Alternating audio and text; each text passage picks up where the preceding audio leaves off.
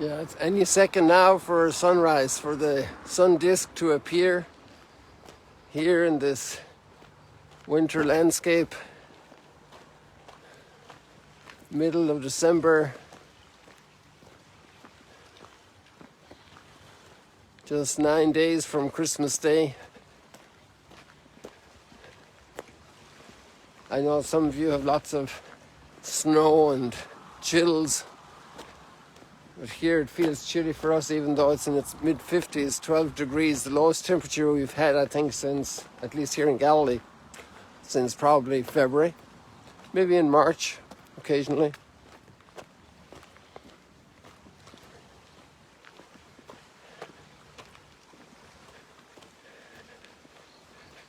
So got a gorgeous dawn this morning, and I did an Instagram earlier for that reason, to capture some of that colour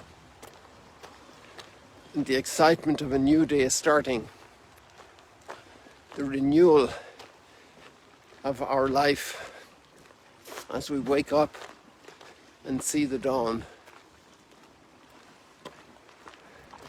All of this cloud was tinged in red.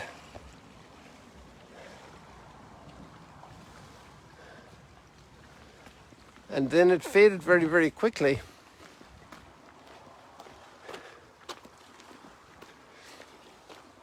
As sunset colours also do. And so what was surprising this morning was exactly where the sun is there. A beautiful light continued for a long time.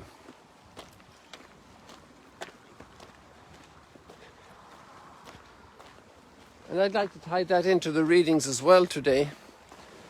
You know, there are bursts of passion, of anger, or envy, or revenge, or lust, or avarice that shoot across the screen of our life like a comet, and they come and go, they flare up and fade away. But then there's a light that's constant. And love is often coloured with those flashes and flares in all its different levels. And today's first reading is a marvellous instance of that kind of language. The language of love, the language of life, the language of passion. But also it's an extraordinary witness to the constancy of God's love and the renewal of his love. This is the big, big statement of the Isaiah reading today.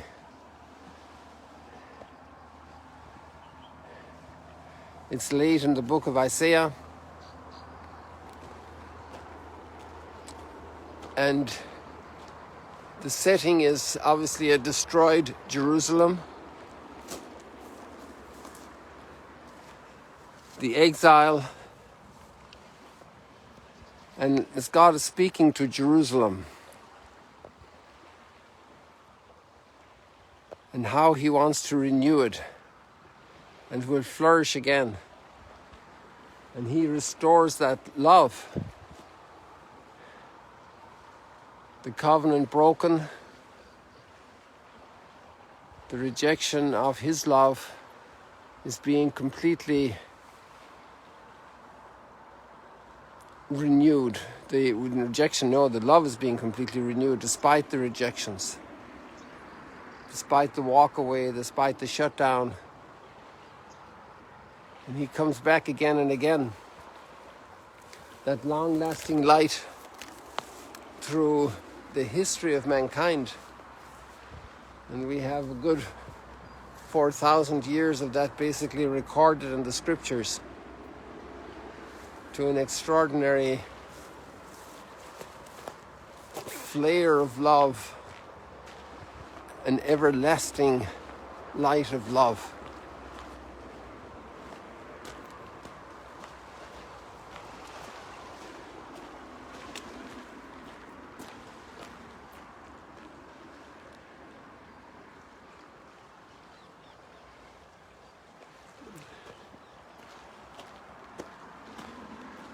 Somebody was asking me recently about why does marriage have to be with just one person? One man and one woman. You remember these? This is the fruit of this flower, oleander, right? It's a very red flower, and I'm trying to see if you can't hear the seeds, the fruit isn't ripe enough yet. But these pods are going to ripen, they're going to split open to have a lot of little seed inside. They're not ripe yet.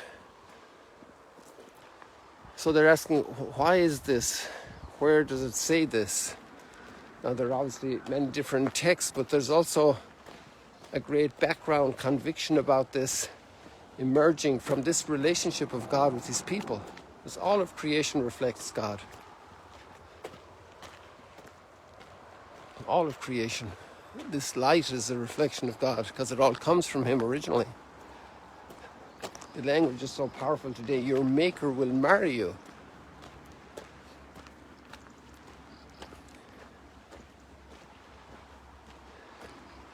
So marriage becomes also an expression for us to enter into the mystery of God's faithful love.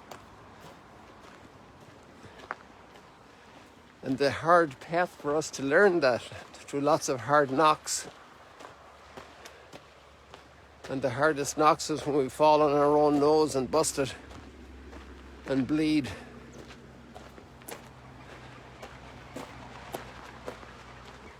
And need to come back humbly and be renewed. And that's really what it's all about. And so God is faithful, faithful love. And love is faithful. There are different types of love. There's the erotic love and the love of philia, of friendship, Philadelphia,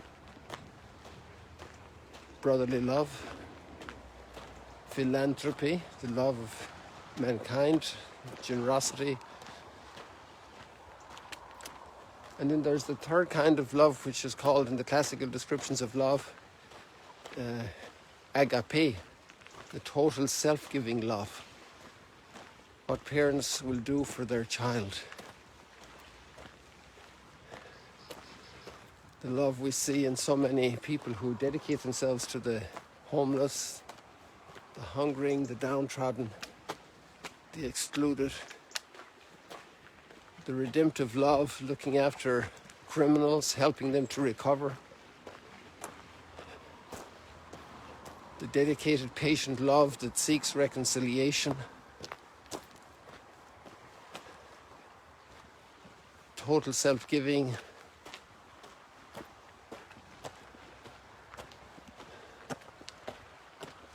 So many expressions of love, rescuing people in need. And that's the word of the psalm. I will praise you, Lord, for you have rescued me.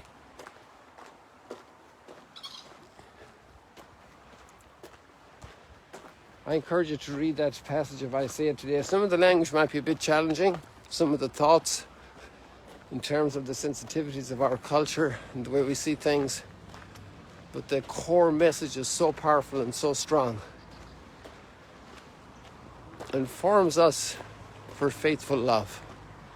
For renewal of love where there have been slippages and lethargies and mediocrities and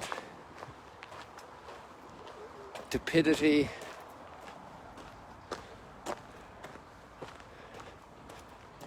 And that's what this whole season is about.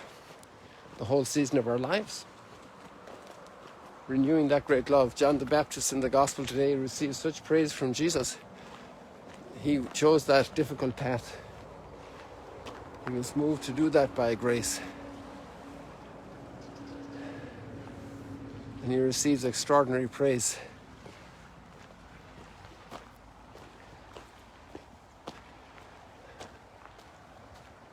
One day that, God willing, will be our welcome into heaven. Blessed are you, good and faithful servant. That's for everybody. that invitation, that potential, that opportunity. Every bud is called to blossom, and some buds have still to blossom, and some bud earlier and some bud later.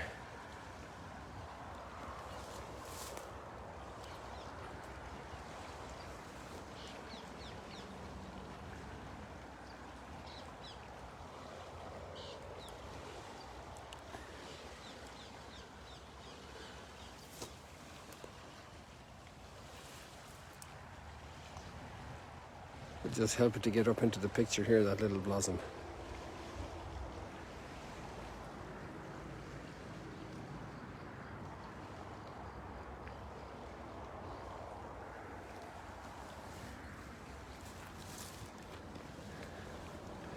So people, this has been not so light, good heavy fare today. good piece of inspiration for our hearts and souls that the Word of God gives us every day. It's been a joy to be here with you this morning early.